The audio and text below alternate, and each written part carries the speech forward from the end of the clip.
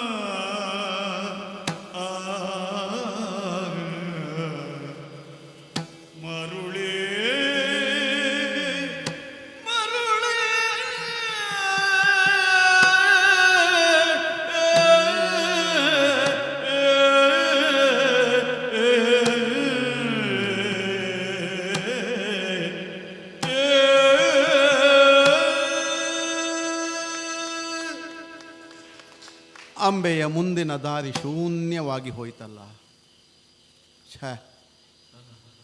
ಎಷ್ಟೊಂದು ಕನಸುಗಳನ್ನು ಕಟ್ಟಿದ್ದೆ. ಒಳ್ಳೆಯ ಗಂಡಿನ ಮನೆಗೆ ಸೇರಬೇಕು, ಆ ಮನೆಯ ನಂದಾದೀಪವಾಗಬೇಕು, ಬದುಕನ್ನು ಕಟ್ಟಿಕೊಳ್ಳಬೇಕು ಅಂತ ನುಚ್ಚು ನೂರಾಗಿ ಹೋಯಿತು. ಇದನ್ನು ವಿಧಿ ಅಂತ ಹೇಳೋಣ ಅಷ್ಟೇ. ಆದರೆ ಒಂದು ಹೆಣ್ಣು ಹಾದಿ ತಪ್ಪುವುದಕ್ಕಲ್ಲ, ಒಂದು ಹೆಣ್ಣಿನ ಕಣ್ಣಲ್ಲಿ ಒಂದು ಬಿಂದು ಕಣ್ಣೀರು ತರಿಸುವುದಕ್ಕೆ 10 ಮಂದಿ ಪುರುಷರು ಸನ್ನದ್ಧರಾಗಿರುತ್ತಾರೆ ಅಂತ ನನಗೆ ಅರ್ಥವಾಗಿದೆ. ಈಗ ಇವರೆಲ್ಲ ತಿಳ್ಕೊಳ್ಳೋದು ಅರ್ಥವಾಗುವುದಿಲ್ಲ ಹೆಣ್ಣಿಗೆ ಅಂತ. ಏನು ಭಾವನೆ ಇವರದ್ದು? ಅಪ್ಪನನ್ನು ಯಾಕೆ ಹಳಿಬೇಕು ನಾನು? ಒಮ್ಮೆ ರೋಷವೂ ಆಗ್ತದೆ, ದುಃಖವೂ ಬರುತ್ತದೆ. ಪರೋಕ್ಷವಾಗಿ ನೋಡಿದಾಗ ಅಪ್ಪನೇ ನಮಗೆ ವೈರಿಸ್ಥಾನದಲ್ಲಿ ನಿಲ್ತಾನೆ ಅಂತ ಒಂದು ಕ್ಷಣಕ್ಕೆ ಕಾಣುತ್ತದೆ. ನಾಳೆ ಮದುವೆಯಾಗಲಿರುವಂಥ ತನ್ನ ಮಕ್ಕಳ ಅಭಿಪ್ರಾಯವನ್ನು ತಿಳಿಯದೆ ಸ್ವಯಂವರವನ್ನು ಏರ್ಪಡಿಸಿ ಇಂಥವನಿಗೆ ವಿವಾಹ ಮಾಡಿಕೊಡುವುದು, ಎಲ್ಲರನ್ನು ಗೆದ್ದ ಇವರಿಗೆ ವಿವಾಹ ಮಾಡಿಕೊಡುವಂಥ ನಿಶ್ಚಯ ಮಾಡ್ತಾರಲ್ಲ. ನಿಶ್ಚಯ ಮಾಡಿದಾಗ ಮಗಳ ನೆನಪಾಗಲಿಲ್ಲ, ಆಗಬೇಡ್ವಾ ತಂದೆ ಆದವರಿಗೆ? ಆಗಲಿಲ್ಲ. ಯಾಕೆ? ರಾಜ, ಪ್ರಭುತ್ವದ ಎದುರಿಗೆ ಸಂಬಂಧಗಳು ನುಚ್ಚು ನೂರಾಗುತ್ತದೆ ಅಂತ ಅಂಬೆಯ ಬದುಕೆ ಇವತ್ತು ತೋರಿಸಿತಲ್ಲ ಇವತ್ತು. ಆದರೆ ಇವತ್ತು ಅಂತಹ ಒಂದು ವ್ಯವಸ್ಥೆಯನ್ನು ನನ್ನ ಅಪ್ಪ ಮಾಡಿ ತಂಗಿಯಂದಿರನ್ನು ಬಿಡೋಣ ನನ್ನ ಪಾಲಿಗೆ, ನನ್ನ ಆಶ್ರಯದ ಪಾಲಿಗೆ ಅಲ್ಲ, ನನ್ನ ಸ್ವಾತಂತ್ರ್ಯಕ್ಕೆ ಪರೋಕ್ಷವಾಗಿ ನನ್ನ ಅಪ್ಪನ ವಿರುದ್ಧವಾಗಿ ವರ್ತಿಸಿದನಲ್ವಾ. ಅಲ್ಲದೆ ಇರ್ತಿದೆ ನಾನು ಇವತ್ತು ಯಾವ ಸ್ಥಿತಿಯಲ್ಲಿ ಯಾರ ಕೈ ಹಿಡಿತಿದ್ದೇನೋ ಏನೋ. ಆದರೆ ಇದೆಲ್ಲ ಸಂಕಲ್ಪ ಅಷ್ಟೇ, ಊಹೆ, ಭ್ರಮೆ. ಅಲ್ಲಿಗಲ್ವೇ ಬಂದದ್ದು ಸಾಲ್ವಾ? ಹೆಣ್ಣು ಮಕ್ಕಳು ತಿರುಗಾಡ್ತಾ ಇರುವಂತಹ ಯಾವ ಉದ್ಯಾನವನಕ್ಕೆ ಪುರುಷರು ಬರಬಾರದು ಅಂತ ಅಷ್ಟು ಕಲ್ಪನೆ ಇಲ್ವ ಇವನಿಗೆ? ಬಂದ. ಅದನ್ನೇ ವಿಧಿ ಅಂತ ಹೇಳೋದು. ಬಂದವನು ಸುಮ್ಮನಿದ್ದನ? ಮಾತನಾಡಿಸಿದ. ಹೆಣ್ಣು ಮನಸ್ಸು ನಾಳೆ ಮದುವೆ ಆಗಲಿರುವಂಥ ಆ ಕಲ್ಪನೆಗಳು, ಆ ಭಾವನೆಗಳು, ಮಾತು ಕೊಟ್ಟಾಯಿತು. ಏನು ಮಾಡೋದು? ಆಗಿ ಹೋಯಿತು. ಮದುವೆ ಆಗ್ತೇನೆ ಅಂತ ಹೇಳಿದೆ, ನಂಬಿದೆ ನಾನು. ಇದುವೇ ಬದುಕಿಗೆ ನಂಬುಗೆ ಮತ್ತು ವಿಶ್ವಾಸಗಳು ಅಡಿಕಟ್ಟು ಅಂತ ಹಲವಾರು ಹೇಳಿದರು. ಅದು ಸುಳ್ಳು ಅಂತ ಈಗ ಸ್ಪಷ್ಟವಾಯಿತು. ನಂಬುಗೆಗಳನ್ನು ಘಾಸಿ ಮಾಡುವಂಥ ಪುರುಷ ಸಮಾಜದ ಮಧ್ಯೆ ಹೆಣ್ಣು ತಲೆ ಎತ್ತಿ ನಿಲ್ಲುವುದಾದರೂ ಹೇಗೆ? ಹೆಣ್ಣು ಸಜೀವವಾಗಿರುವುದೇ ನಂಬುಗೆಗಳ ತಳಹದಿಯಲ್ಲಿ. ನಂಬುಗೆಗೆ ಶೈಥಿಲ್ಯ ಬಂದುಬಿಟ್ರೆ ಸಾಲುವನ್ನು ನಂಬಿದೆ ನಾನು, ನಂಬಿ ಕೆಟ್ಟೆ. ಈಗ ಅವನನ್ನು ಯಾಕೆ ಹಳಿಲಿ? ಎಲ್ಲ ನಮ್ಮ ಜೀವಿತದಲ್ಲಿ ಹಾದು ಹೋಗುವಂಥ ಘಟನೆಗಳಿದೆಯಲ್ಲ, ಅದೆಲ್ಲ ಬ್ರಹ್ಮಲಿಖಿತ ಅಂತ ಹೇಳ್ತಾರೆ. ನಾವು ಹಿಂದಿನ ಜನ್ಮದಲ್ಲಿ ಮಾಡಿದಂಥ ಯಾವ ಪಾಪ ಕಾರ್ಯಗಳು ಅದೇ ಅಟ್ಟಿಸಿಕೊಂಡು ಬರ್ತದೆ ಅಂತ. ಅದು ಸುಳ್ಳಲ್ಲ, ಆದರೆ ನಾವದನ್ನು ತಿಳ್ಕೊಳ್ಳುವುದಿಲ್ಲ ಅಷ್ಟೇ. ಅಟ್ಟಿಸಿಕೊಂಡು ಬರುವಂಥ ಪಾಪದ ಯಾವ ಆವರಣ ಇದೆಯೋ ಅದು ನಮ್ಮನ್ನು ನಿತ್ಯ ಕಾಡುತ್ತದೆ. ಅದು ಹಿಂದಿನ ಪುಣ್ಯ ಪಾಪ ಅಂತ ಹೇಳುವುದಿಲ್ಲ, ನಮ್ಮ ಹಣೆ ಬರ ಅಂತ ಹೇಳುವುದು ಅಷ್ಟೇ. ಆದರೆ ಇಲ್ಲೂ ಆದದ್ದು ಅದೇ ಅಲ್ವಾ? ಹೆಣ್ಣು ಜನ್ಮವೇ ಸಾಕು ಸಾಕು ಅಂತ ಅನೇಕರು ಆಡುವುದನ್ನು ಕೇಳಿದ್ದೇನೆ.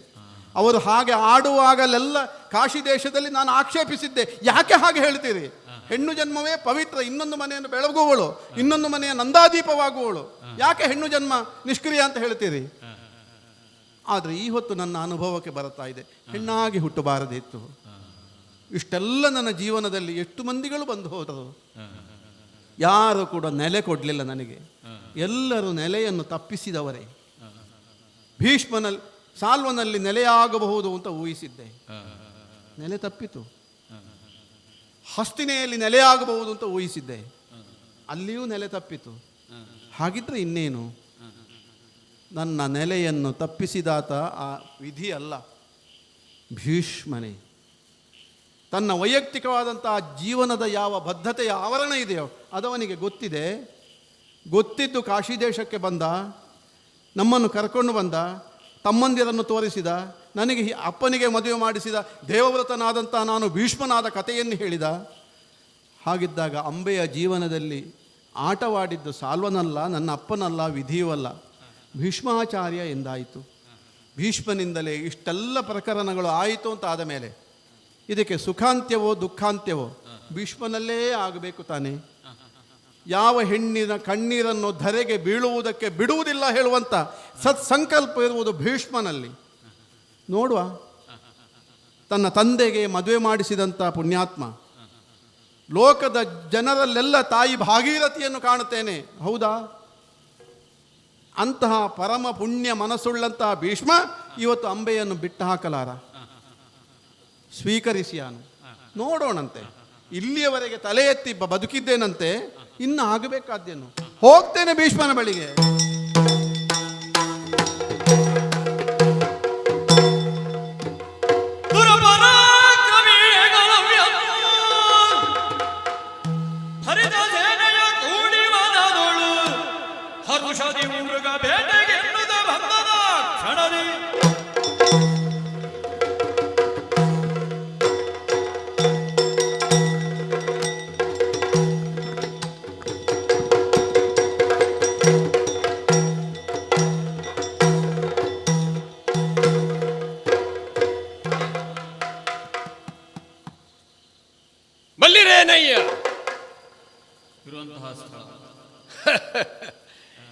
ಈ ಕಾರಣಕ್ಕೆ ಯಾರೆಂದು ಬಲ್ರಿ?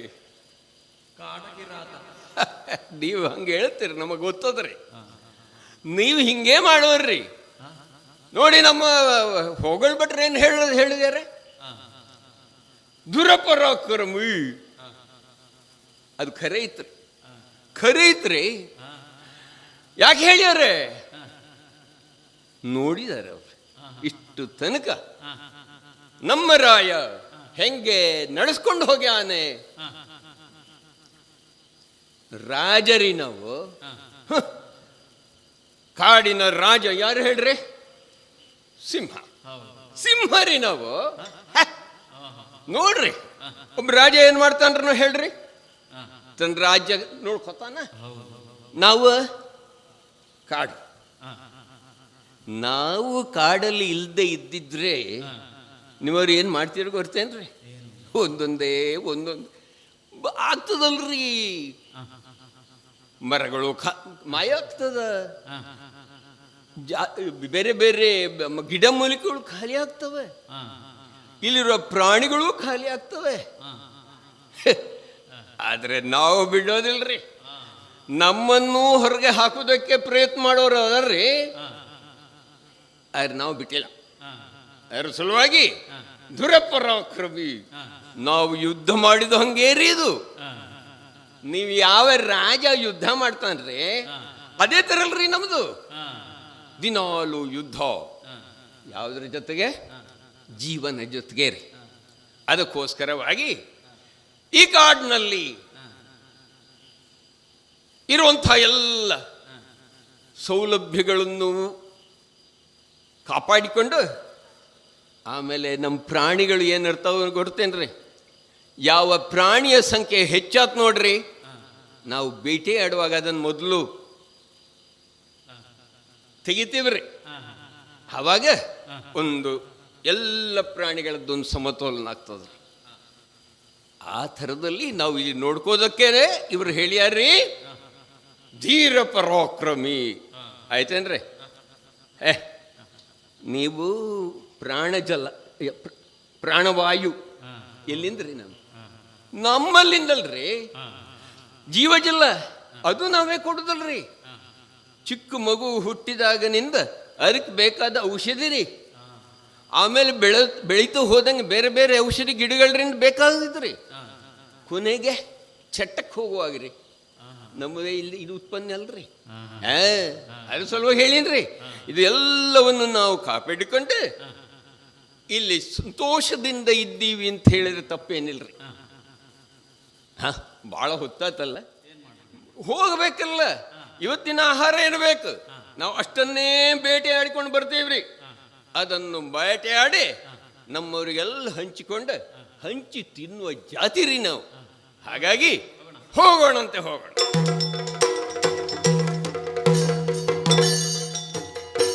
ಬಂದನಾಗ ಬೇಟೆಯಾಡುತ್ತ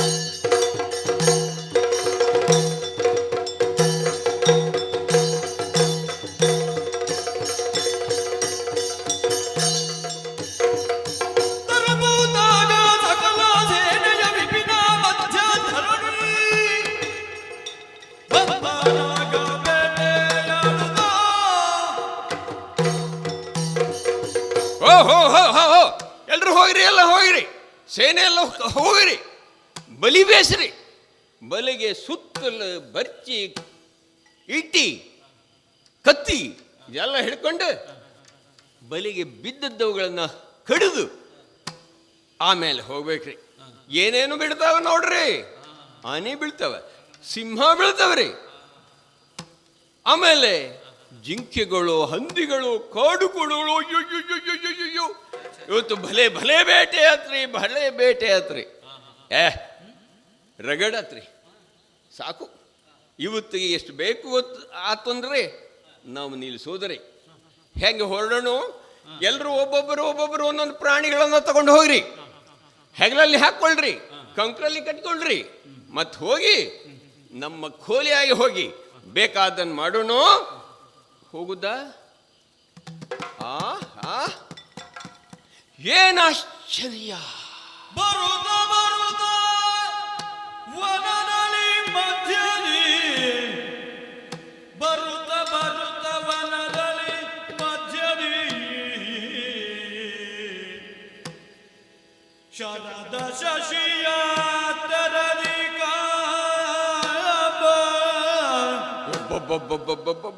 ಶರದ ಶಶಿಯ ತೆರದಿ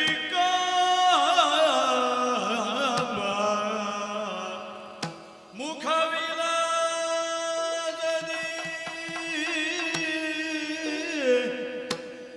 ತರುಣಿ ಮಣಿಯು ತರಳು ದಿಕ್ಕುದ ಪರಿಕಿಸುತ್ತ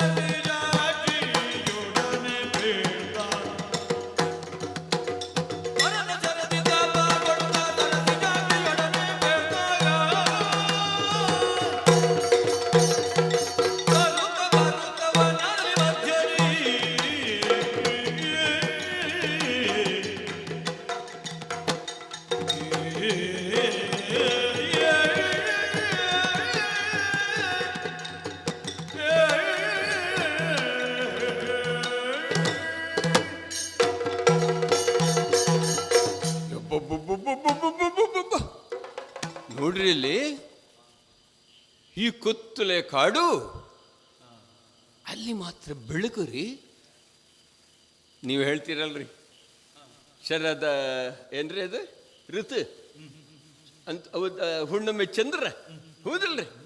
ಹುಂಗೆ ಹೋಗೋಲಕ್ಕೆ ಬಂದಂಗ್ರಿ ಈ ಕತ್ತಲೆಯ ಕಾಡಿನೊಳಗೆ ಬೆಳಕೇ ಬೆಳಕು. ಹೆಂಗ್ರಿ ಇದು? ಚಿಗುರೆ ಮರಿ, ಹೌದ್ರಿ? ನೀವು ನೋಡ್ಬೇಡ್ರಿ ಆ ಕಡೆ. ಹಾ, ಎಂದು ಸುಂದರು, ಎಷ್ಟು ಚಂದರಿ ಇದು. ತರುಣಿ ಮಣಿರಿ, ಇಂಥದ್ದನ್ನು ನಾನು ನೋಡಿಲ್ರಿ ಇದು.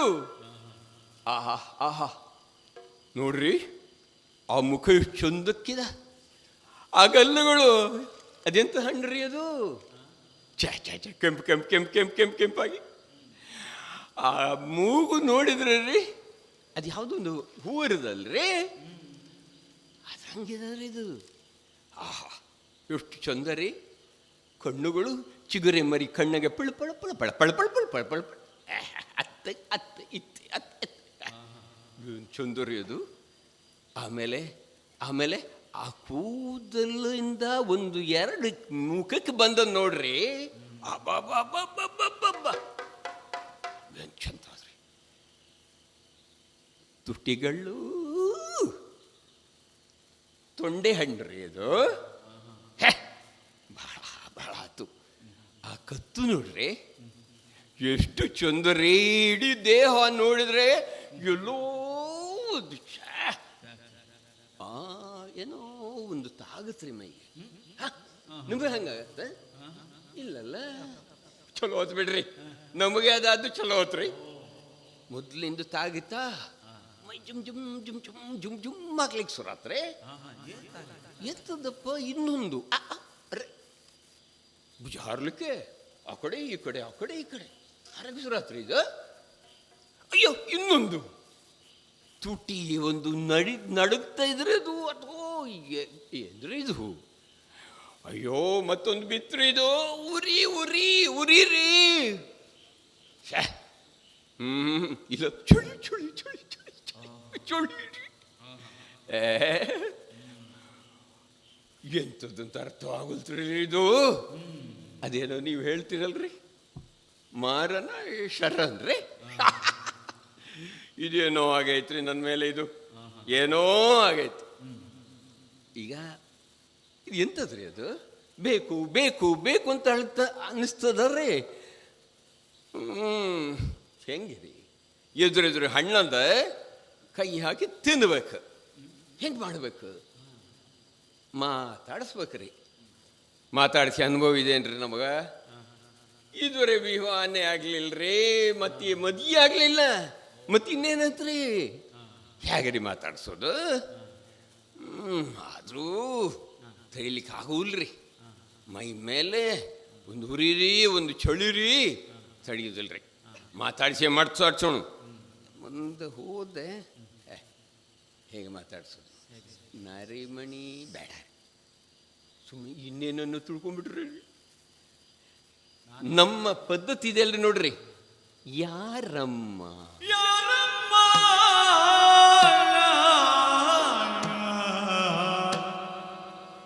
ಯಾರಮ್ಮ ಗೋಪೆ ಈ ವಿಪಿನದೊಳಗೆ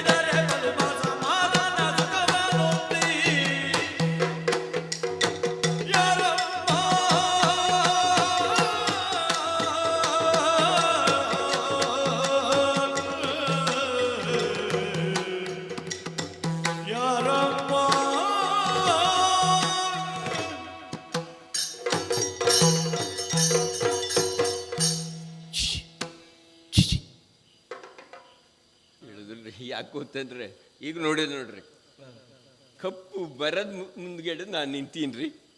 ನಾನು ಇದ್ದೇನಂತ ಗೊತ್ತಾಗಬೇಕಲ್ರಿ ಆಕಿಗೆ. ಹಂಗೆ ಹೋಗಿ ಮಾತಾಡ್ಸೋಣ್ರಿ. ಈ ಭಾಷೆ ಆಕಿಗೆ ತಿರಿಯೋಲ್ತ್ರಿ, ಅದ್ರ ಸಲ ಮಾತಾಡೋದಿಲ್ರಿ ಆಕೆ. ಹಾಗಾಗಿ ಯಾರಮ್ಮ ಆಹಾ ಆಹಾ ಎಂಥ ಕಂಠ. ನಾರಿಮಣಿ, ಈ ವಿಪಿನದಕ್ಕೆ ಈ ಕಾಡಿಗೆ ಯಾಕೆ ಬಂದೆ ನೀನು? ಒಬ್ಬಳೇ ಬಂದ ಹಾಗೆ ಕಾಣ್ತದೆ. ಹೌದು. ನೋಡುವುದಕ್ಕೆ ಈ ಲೋಕದೋಳೋ ಮೇಲು ಲೋಕದೋಳೋ ನನಗೆ ಅರ್ಥವಾಗುತ್ತಾ ಇಲ್ಲ. ಆದರೆ ನಿನ್ನಲ್ಲಿ ಕೇಳಬೇಕು, ಏನು? ಯಾಕೆ ಬಂದೆ? ವಿಹಾರಕ್ಕಾಗಿ ಬಂದೆಯೋ, ವಿನೋದಕ್ಕಾಗಿ ಬಂದೆಯೋ, ವಿಶ್ರಾಂತಿಗಾಗಿ ಬಂದೆಯೋ, ಅಥವಾ ಇನ್ನು ನೀನು ಮರಗಳ ಬೀಳಲುಗಳು ಯಾವುದು ಗಟ್ಟಿ ಇದೆ ಅಂತ ನೋಡುವ ಹಾಗೆ ಕಾಣ್ತದೆ? ಹಾಗಾದ್ರೆ ಏನಾದ್ರು ವಿರಹದಿಂದ ಬಂದೆಯೋ? ನನಗೆ ಅರ್ಥವಾಗುತ್ತಾ ಇಲ್ಲ. ನಾರಿ, ನಿನ್ನನ್ನು ನೋಡಿದ ಮೇಲೆ ಏನಾಗ್ತದೆ? ನನ್ನ ಮನಸ್ಸಿನಲ್ಲಿ ವಿಲ ವಿಲ ವಿಲ ವಿಲ ವಿಲ ವಿಲ ವಿಲ ವಿಲ್ಲ. ನಾನು ಅಂಥವನ ಅಲ್ಲರಿ ನಾರಿ. ನಾನು ಈ ರಾಜ್ಯದ ರಾಜನದನ್ನೇ. ಹೆಸರು ಏಕಲವ್ಯ. ನೀನು ಆ ಕಡೆ ಈ ಕಡೆ ಸುತ್ತಾಡಿ ನನಗೆ ಆಗುವವರು, ಬೇಕಾಗುವವರು, ಸರಿ ಹೋಗುವವರು ಯಾರು ಯಾರು ಅಂತ ನೀನು ಹುಡುಕುವುದು ಬೇಡ. ಕೈಗೆ ಬಂದ ಹಣ್ಣನ್ನು ಎಷ್ಟು ಹೊತ್ತು ಇಟ್ಕೊಂಡು ತಿನ್ನದೆ ಕೂತ್ಕೊಳ್ತೀನಿ ನೀನು. ಹೀಗೆ ಬಾ, ಇಕೋ ಇಕೋ, ನನ್ನ ಬಿಡಿಸಿದ ವಿಶಾಲವಾದ ತೋಳಿಗೆ ಅಪ್ಪುಗೆ ಸುಖವನ್ನು ಪಡೆದುಕೋ. ನನ್ನ ವಿಶಾಲವಾದ ಎದೆಯಲ್ಲಿ ನಿನ್ನ ಮುಖವನ್ನು ಹುದುಗಿಸಿಕೋ. ನಾವು ಅಂತಿಂಥವರಲ್ಲ ಅಲ್ಲ. ನೋಡಲ್ಲಿ ನನ್ನ ಅರಮನೆ, 3 ಮಹಡಿಯ ಅರಮನೆ ಇದೆ. ನಿನ್ನನ್ನು ಅಲ್ಲಿಗೆ ಏರಿಸುತ್ತೇನೆ. ನಿನಗೆ ಬೇಕಾದಂತಹ ಎಲ್ಲ ಸುಖವನ್ನು ಕೊಡುತ್ತೇನೆ. ಯಾರು ನೀನು? ಆಗಬಹುದಾ? ಮುಂದುವರಿಸುವ? ಹೇಳು. ನೀನು ಏರಿಸುವುದಕ್ಕಿಂತ ಮೊದಲು ಏರಿಸುವ ಕೆಲಸ ಇನ್ನೊಂದಿದೆ. ನನ್ನ ಊರು ಕಾಶಿ ದೇಶ. ಓ, ಅಂಬೆ ಅಂತ ನನ್ನ ಹೆಸರು. ಅಂಬೆ? ಅಷ್ಟು ದೀರ್ಘ ಇಲ್ಲ. ಇಲ್ಲ ಇಲ್ಲ, ಅಂಬೆ ಅಂತ ನನ್ನ ಹೆಸರು. ನಾನು ಈ ಹೆಸರು ಇಡುವಾಗ ರೀ, ಕೆಲವು ಸರಿ ಈ ಹಸುಗಳ ಹೆಸರು ಎಲ್ಲ ಇಡ್ತಾರೆ ಅಲ್ಲ, ಹಾಗಾಗಿ ಏನೋ ಇಟ್ಟಿದಾರ ಅಂತ ಗ್ರಹಿಸಿದೆ. ತುಂಬಾ ಚಂದಾಗಿತ್ತು ಅದು. ಹಾಗಾಗಿ ವಿವಾಹವಾಗಬೇಕು ಹೇಳುವಂತ ವಾಂಛೆ ಇತ್ತು. ಹಸ್ತಿನಾವತಿಯ ಭೀಷ್ಮ ಎಂಬಾತ ನನ್ನ ಆಶೆಗೆ ಭಂಗ ತಂದ. ಒಳ್ಳೆದಾತ್ರಿ.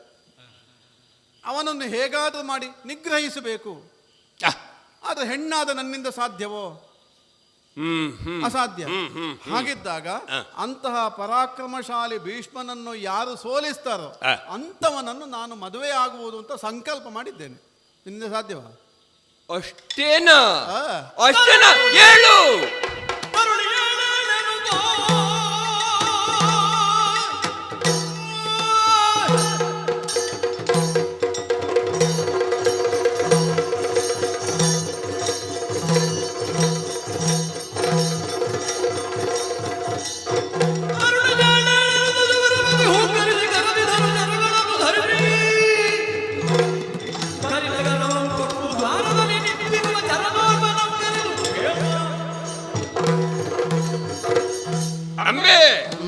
ನಿನಗಾದಂತಹ ಅನ್ಯಾಯವನ್ನು ಹೇಳಿದ್ದೀಯ ನೀನು.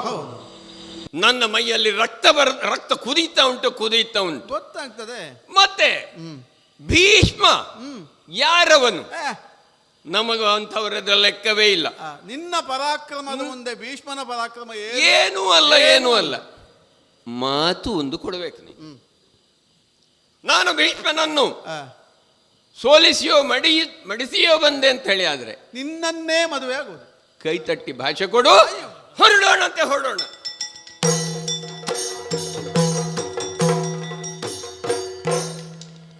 ಎಲ್ಲ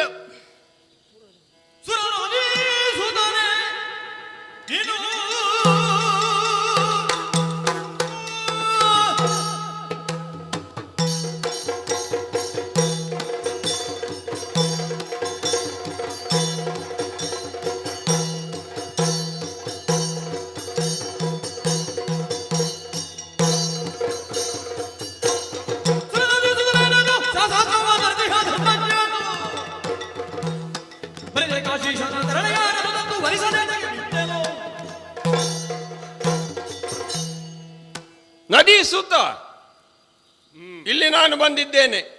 ನೀನು ಅಂದ್ರೆ ಯಾರು? ಕಾಡಿನ ಸುತ. ಆ, ನನ್ನ ಹೆಸರು ಏಕಲವ್ಯ. ನಿನ್ನ ಹೆಸರು ಕಟ್ಟಿಕೊಂಡು ನನಗೇನಾಗಬೇಕು? ಕಟ್ಟಬೇಕಾಗುತ್ತದೆ. ಈಗ ನೀನು ಬಂದದ್ದು ಯಾಕೆ? ನಿನ್ನನ್ನು ಕಟ್ಟಲಿಕ್ಕೆ ಬಂದವನು ನಾನು. ಓಹೋ, ನಿನ್ನ ಹತ್ರ ಪ್ರಶ್ನೆ ಉಂಟು. ಕಾರಣ ಬೇಕಲ್ಲ. ನನ್ನ ಜೊತೆಗೆ ಬಂದಿದ್ದಾಳಲ್ಲ ಈಕೆ, ಹಾ, ಯಾರಾಗಿ? ಅವಳಿಗೆ ಏನು ಕಷ್ಟ ಕೊಟ್ಟೆ? ಹಾ, ಅವರಿಗೆ ಬೇಕಾದಂತಹದ್ದನ್ನು ನೀಡದೆ ಅನ್ಯಾಯ ಏನೇನು ಮಾಡಿದೆ? ನೀನು ಶಾಸ್ತ್ರಜ್ಞ ಅಲ್ವೋ? ದೊಡ್ಡ ದೊಡ್ಡ ಮಾತಾಡ್ತೀನ ಅಂತ ನೀನು ಮಾತಾಡ್ತೀಯಂತೆ. ಹಾ, ಹಾ, ಯಾರು ನಿನಗೆ ಆಚಾರ್ಯರು ಅಂತ ಪಟ್ಟ ಕೊಟ್ಟದ್ದು? ಅದು ಹಾ. ಆಚಾರ್ಯ ಆಚಾರ್ಯ. ಎದುರು ಹಾಕಿಕೋ, ನಿನ್ನ ಅರಮನೆ ಎದುರು. ನಮಗೆ ಹಾಗಿರೋದಲ್ಲ. ನಮಗೆ ಶಾಸ್ತ್ರ ಅಂದ್ರೆ ಏನು? ಒಂದು ಸ್ತ್ರೀಗೆ ಅನ್ಯಾಯ ಮಾಡುವುದು ಶಾಸ್ತ್ರ ಅಲ್ಲ. ಒಂದು ಸ್ತ್ರೀಗೆ ಆಕೆಯ ಮನಸ್ಸಿಗೆ ವಿರುದ್ಧವಾಗಿ ನಡೆಯುವಂತಹದ್ದು ಅದು ಶಾಸ್ತ್ರ ಅಲ್ಲ. ಸ್ತ್ರೀಯನ್ನು ಗೌರವಿಸುವುದು ಶಾಸ್ತ್ರ. ಓಹೋ, ಸ್ತ್ರೀಗೆ ಮಾಡಬೇಕಾದಂತಹ ನ್ಯಾಯಯುತವಾದಂತಹದ್ದನ್ನು ಮಾಡುವುದು ಶಾಸ್ತ್ರ. ಹಾ, ಇದು ನಮಗೆ ಗೊತ್ತಿರುವಂತಹ ಶಾಸ್ತ್ರ. ಹಾ, ಅದು ಬಿಟ್ಟು ಹಾ, ಆಕೆಯನ್ನು ತಿರಸ್ಕರಿಸುತ್ತಾ ಆಕೆಯ ಬಗ್ಗೆ ಉಪೇಕ್ಷೆಯನ್ನು ಮಾಡುತ್ತಾ, ಹಾ, ಪಾಪ ನೋಡು ಎಂತಹ ದುಃಖಿತಳಾಗಿದ್ದಾಳೆ. ಹಾ. ಆದ್ದರಿಂದ ನಾನು ನಿನಗೆ ಒಂದು ಬುದ್ಧಿ ಕಲಿಸಲಿಕ್ಕೆ ಬಂದವನು. ಏನು ಮಾಡಬೇಕೀಗ?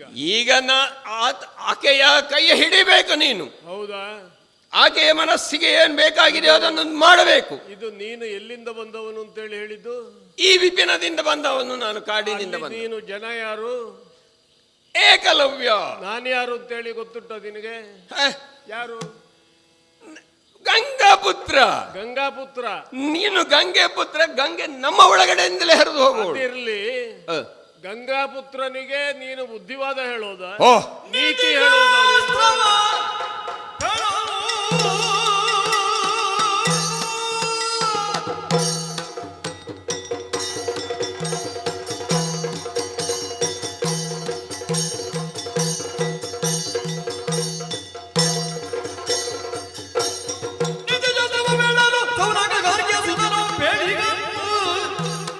ಈತರುಡಿಯ ಮಾತಿನಿಂದ ಬಂದವನಾರು ಜಾತಿ ಬೇಡ. ಅಯ್ಯ ಏಕಲವ್ಯ, ಕಾಡಿನಲ್ಲಿ ಬೇಟೆಯಾಡಿ ಮೃಗಮಾಂಸಗಳನ್ನು ಮೆಲ್ಲುತ್ತಾ ಜೀವನ ಸಾಗಿಸುವವನು ನೀನು. ಈ ಅಂಬೆ ಇವಳಿಗೋಸ್ಕರ ನೀನು ನನ್ನಲ್ಲಿ ನ್ಯಾಯ ಕೇಳುವುದಕ್ಕಾಗಿ ಬಂದವನೋ ಅಥವಾ ನನಗೆ ನೀತಿ ಪಾಠವನ್ನು ಮಾಡುವುದಕ್ಕಾಗಿ ಬಂದವನೋ? ಭೀಷ್ಮನಿಗೆ ನೀತಿ ಹೇಳಬೇಕು ಅಂತೇಳಿದ್ರೆ ನಿನ್ನ ಯೋಗ್ಯತೆ ಏನು ಅಂತೇಳಿ ನೀನು ಅರ್ಥ ಮಾಡಿಕೊಳ್ಳಬೇಕು. ನೀನೇನು ಶುಕಮುನಿಯ ಅಥವಾ ಶೌನಕನ ಅಥವಾ ಬೃಹಸ್ಪತಿಯ ಅಲ್ಲ ಶುಕ್ರಾಚಾರ್ಯನು? ನನಗೆ ನೀತಿ ಪಾಠವನ್ನು ಹೇಳುವಂತಹ ಯೋಗ್ಯತೆ ನೀನು ಇನ್ನು 10 ಜನ್ಮ ಪಡೆದರೂ ಬರ್ಲಿಕ್ಕಿಲ್ಲ. ಮುಚ್ಚಬಾಯ್. ಎಲ್ಲ ಭೀಷ್ಮ, ಇದುವೇ ನಿನ್ನ ಮಾತು?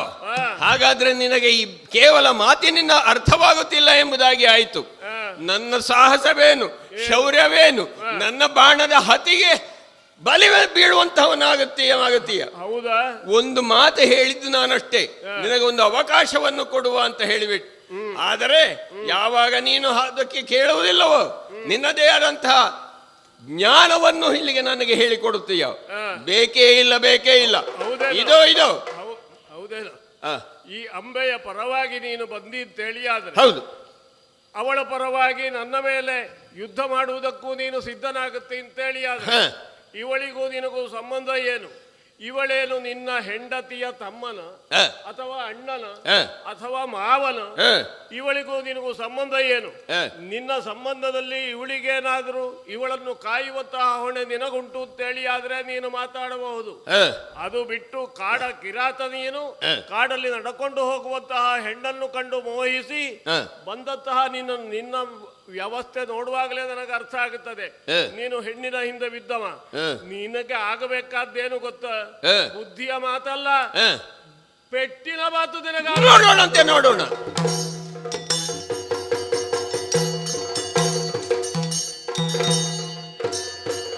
ಕೈ ಸೆರೆ ಹಿಡಿದಿದ್ದೇನ ಇವನನ್ನು?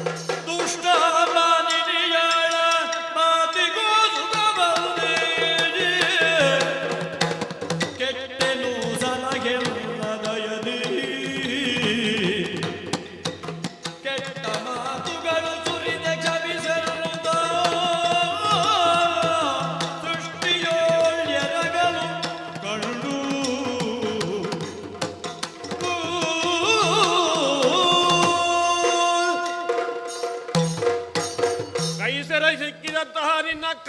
ಕತ್ತರಿಸ್ತೇನೆ ಈಗ. ಭೀಷ್ಮಾಚಾರ್ಯರೇ, ಆಚಾರ್ಯರು ನೀವು.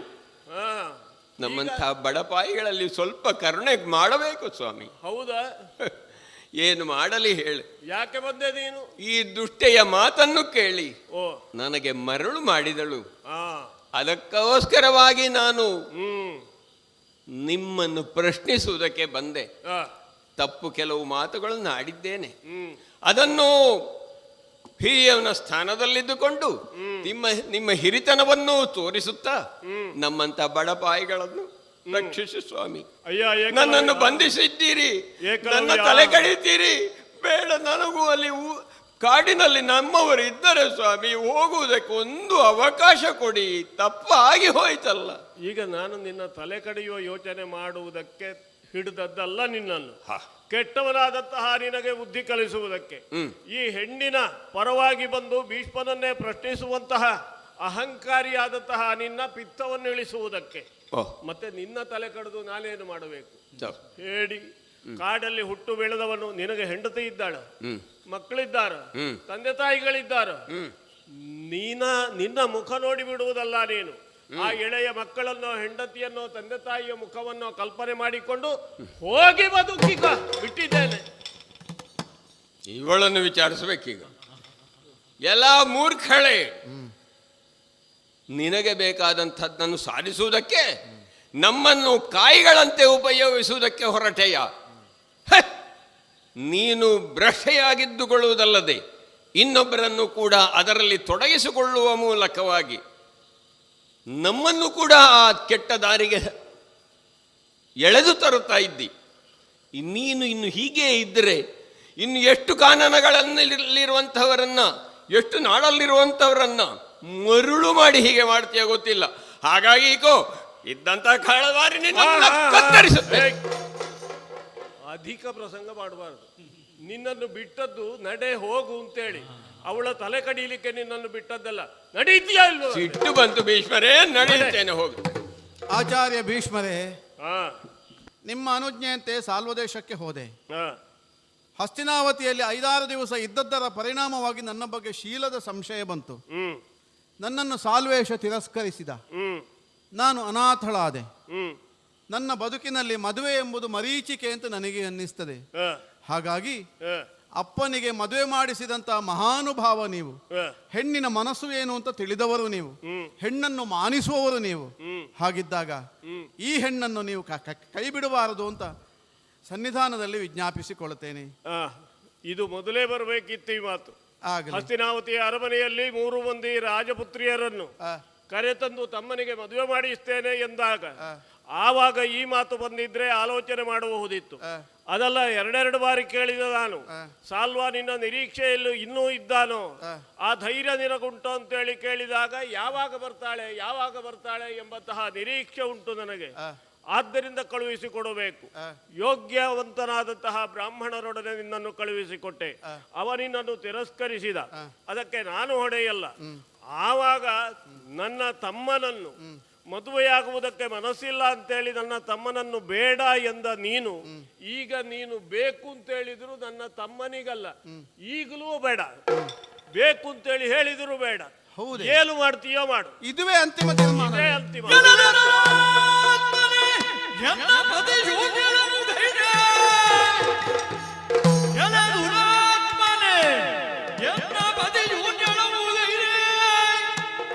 ಚಲಿಸಿ ಘೋರಾರಣ್ಯದೋಳ್ ತಪವನಾದರಿ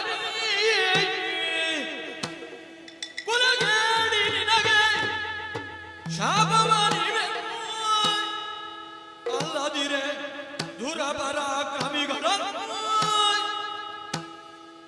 ಒಲಿಸಿ ನಿನ್ನಯ ಶಿರವ ಚಂಡನಾಡಿದ ಮೊಲೆಯಲ್ಲ ಬೊತ್ತಿಹುದು ಕಾಶೀಶ ಸುತೆಯಲ್ಲ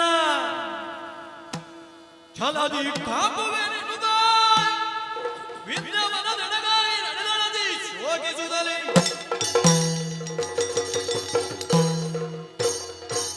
ಎಲ್ಲ ಭೀಷ್ಮ ಪ್ರಾರ್ಥಿಸಿಕೊಂಡೆ. ಬೇರೆ ಬೇರೆ ಹಂತಗಳಲ್ಲಿ ನನ್ನ ಭಾವನೆಗಳನ್ನು ನಿನ್ನಲ್ಲಿ ವಿನಿಮಯ ಮಾಡಿಕೊಂಡೆ. ಎಲ್ಲವನ್ನು ನುಂಗಿ ನೀರು ಮಾಡಿಬಿಟ್ಟೆ ನೀನು. ಆ, ನನಗೆ ಬದುಕಿನಲ್ಲಿ ವಿವಾಹವೇ ಇಲ್ಲದ ರೀತಿಯಲ್ಲಿ ನಿನ್ನ ವರ್ತನೆ ತೋರಿತು. ಹ್ಮ್ ತೊಂದರೆ ಇಲ್ವಾ? ಹ್ಮ್ ತೊಂದರೆ ಇಲ್ಲ. ಹ್ಮ್ ವಿಚಿತ್ರ ವೀರ್ಯನು ಆದೀತು ಅಂತ ಕೊನೆಯ ನಿರ್ಧಾರಕ್ಕೆ ಬಂದಾಗ ಹಸ್ತಿನೆಯಲ್ಲಿ ನಿನಗೆ ಜಾಗವೇ ಇಲ್ಲ ಅಂತ ಹ್ಮ್ ಏನು ನನ್ನನ್ನು ತಳ್ಳುವುದಕ್ಕೆ ತೊಡಗಿದ್ದೆ ನೀನು. ಹ್ಮ್ ತಳ್ಳಬೇಕಾಗಿಲ್ಲ. ನನಗೆ ವಿವಾಹವಾಗದಿದ್ದರೂ ತೊಂದರೆ ಇಲ್ಲ. ಹ್ಮ್ ವಿವಾಹದ ನೆಪದಲ್ಲಿ ಉಂಟಾದಂಥ ನನ್ನ ಮಾನಸಿಕವಾದಂಥ ಕ್ಷೋಭೆ ಏನಿದೆ, ಆ, ಆ ಕ್ಷೋಭೆಯೇ ಇವತ್ತು ದಳ್ಳುರಿಯಾಗಿ ಆ, ನಿನ್ನನ್ನು ಬೇಯಿಸಬೇಕದು. ನಿನ್ನನ್ನು ಬೇಯಿಸಬೇಕು. ಹ್ಮ್ ನನ್ನ ಪಂಥಾಹ್ವಾನ ಇದು. ಏನು? ತಗ್ಗಿ ಬಗ್ಗಿ ನಡೆದೆ, ಹ್ಮ್ ವಿನೀತಳಾದೆ. ಎಲ್ಲಿ ಹೇಗೆ ಒಂದು ಹೆಣ್ಣು ಎಷ್ಟು ಬಾಗಬೇಕು ಅಷ್ಟು ಬಾಗಿ ಆಯಿತು. ಇನ್ನು ಬಾಗುವುದಕ್ಕೆ ಏನಿದೆ? ಹ್ಮ್ ಬಾಗುವುದಕ್ಕೆ ಆಗದೇ ಇದ್ದಾಗ ಬೀಗುವುದು ಒಂದೇ ದಾರಿ, ಒಂದೇ ದಾರಿ. ಹ್ಮ್ ಭೀಷ್ಮ, ನೆನಪಿಟ್ಟುಕೋ ನೀನು. ಹ್ಮ್ ನಿನ್ನನ್ನು ಸೋಲಿಸುವುದಕ್ಕೆ ಪ್ರಪಂಚದಲ್ಲಿ ಯಾರಿಲ್ಲ ಹೇಳುವಂತ ಹಮ್ಮು ಬಿಮ್ಮುಗಳು ಉಂಟಲ್ಲ ನಿನ್ನಲ್ಲಿ, ಹ್ಮ್ ಇರಬೇಕಾದ್ದೇ. ಆದರೆ ಇದ್ದಾರೆ ಅಂತ ನಾನು ತೋರಿಸ್ತೇನೆ. ನಾನು ಯಾವಾಗ ತಲೆ ಎತ್ತಿ ನಿಂತೆಯೋ ಅದೇ ತಲೆಯನ್ನು ಭಾಗಿಸುವಂತಹ ಸ್ವಸಾಮರ್ಥ್ಯ ಈ ಅಂಬೆಗಿದೆ. ನೆನಪಿಟ್ಟುಕೋ, ನೆನಪಿಟ್ಟುಕೋ. ಆ, ನನ್ನ ಬದುಕಿನಲ್ಲಿ ವಿವಾಹದ ಶೂನ್ಯತೆಯನ್ನು ತಂದ ನಿನಗೆ ಹ್ಮ್ ತಕ್ಕ ಶಿಕ್ಷೆಯನ್ನು ನಾನು ವಿಧಿಸದೇ ಇದ್ರೆ ನಾನು ಅಂಬೆಯಲ್ಲ, ಕಾಶೀಶ ಸುತೆಯಲ್ಲ. ಆ, ಹೋಗ್ತೇನೆ ಪ್ರಪಂಚದಲ್ಲಿ. ಹ್ಮ್ ಪ್ರಪಂಚ ವಿಶಾಲವಾಗಿದೆ. ಎಲ್ಲ ಪರಾಕ್ರಮಶಾಲಿಗಳನ್ನು ಒಟ್ಟು ಸೇರಿಸ್ತೇನೆ. ಹ್ಮ್ ಅವರ ಮುಂದೆ ನನ್ನ ಬೇಡಿಕೆಯನ್ನು ಮುಂದಿಡ್ತೇನೆ. ಅವರನ್ನೆಲ್ಲ ಒಟ್ಟು ಸೇರಿಸಿ ನಿನ್ನ ಮುಂದೆ ಛೋ ಬಿಡ್ತೇನೆ. ಆ, ನಿನ್ನ ಸರ್ವನಾಶಕ್ಕೆ ಕಾರಣವಾಗ್ತೇನೆ. ಆ, ಅದು ಸಾಧ್ಯವಿಲ್ವೋ? ಹ್ಮ್. ಕಾಡಿಗೆ ಹೋಗ್ತೇನೆ, ಹ್ಮ್. ತಪಸ್ಸನ್ನು ಮಾಡ್ತೇನೆ, ವರವನ್ನು ಪಡೀತೇನೆ. ವರದ ಪ್ರಭಾವದಿಂದ ನಿನಗೆ ಶಾಪ ಕೊಟ್ಟು ನಿನ್ನ ನಾಶಕ್ಕೆ ಕಾರಣವಾಗ್ತೇನೆ. ಇಷ್ಟು ಮಾಡದಿದ್ರೆ ನಾನು ಹುಟ್ಟದ್ದು ಸೀರೆಯಲ್ಲ, ಕಾಶೀಶ ಸುತೆಯಲ್ಲ. ನೆನಪಿಟ್ಟುಕೋ, ನೆನಪಿಟ್ಟುಕೋ. ಆಯ್ತಾ? ಇದು ಅಂಬೆಯ ಪ್ರತಿಜ್ಞೆ. ಇದು ಆಗ್ಲಿ, ಇನ್ನು ಹೋಗುವುದು. ಹೋಗ್ತೇನೆ, ಹೋಗ್ತೇನೆ. ನಿಲ್ಲುವುದಕ್ಕಿರುವುದಲ್ಲ, ಹೋಗ್ತೇನೆ. ವಿಂಧ್ಯಾವನ ಇದೆ, ನನ್ನ ಸಿದ್ಧಿ ಈಡೇರುತ್ತದೆ ಅಂತ ನೋಡ್ತೇನೆ. ಸೆರಗಿನಲ್ಲಿ ನೆನಪಿಟ್ಟುಕೋ. ಈಗ ಒಬ್ಬನನ್ನು ಕರ್ಕೊಂಡು ಬಂದಳು, ಅದೇನಾಯ್ತು ಅಂತೇಳಿ ಗೊತ್ತಾಯ್ತು. ಇನ್ನು ಇವಳ ಸಹಾಯಕ್ಕಾಗಿ ಯಾರೆಲ್ಲ ಬರ್ತಾರೋ ಅದನ್ನು ನಾನು ನಿರೀಕ್ಷಿಸ್ತಾ ಇರಬೇಕು. ಯಾಕಂದ್ರೆ ಹೆಣ್ಣಾದಂತಹ ಈಕೆ ಮುನಿದ್ರೆ ಮಾರಿಯಾಗುತ್ತಾಳೋ ಏನೋ ಎಂಬುದು ನಾಳಿನ ದಿನದ ವಿಚಾರವನ್ನು ಹಿಂದೆ ನಿರ್ಣಯಿಸುವುದಕ್ಕಾಗುವುದಿಲ್ಲ. ಅದಕ್ಕೆ ಬೇಕಾದಂತಹ ಸಿದ್ಧತೆಯಲ್ಲಿರ್ತೇನೆ. ನೋಡೋಣ ಮುಂದೇನಾಗುತ್ತದೆ. ಕುಂಕುಮ ರಕ್ತವರ್ಣ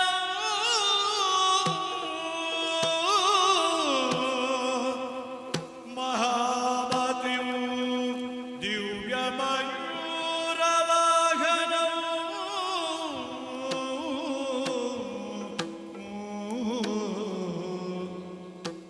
ರುದ್ರಸ್ಯ ಸೂನು ಸುರಸೈನ್ಯನಾಥಂ ಗುಹಂ ಸದಾ ಶರಣಮಹಂ ಪ್ರಪಂಚೇ ಕರದೊಳು ಬರದು ಪಾಶ ಕುಶಧರನಿಗೆ ಧನುಷದಿ ಭಕ್ತರ ಪುರಬಮಗೆ ಉರಗಾಭೂಷಣನ ಸುಕುಮಾರ ಗಜವದನನ ಚರಣ ಕಮಲಗೆ ಆರತಿ ಎತ್ತಿರೆ ಆರತಿ ಬೆಳಗಿದೆ ಶ್ರೀ ಗಜಮುಖದವ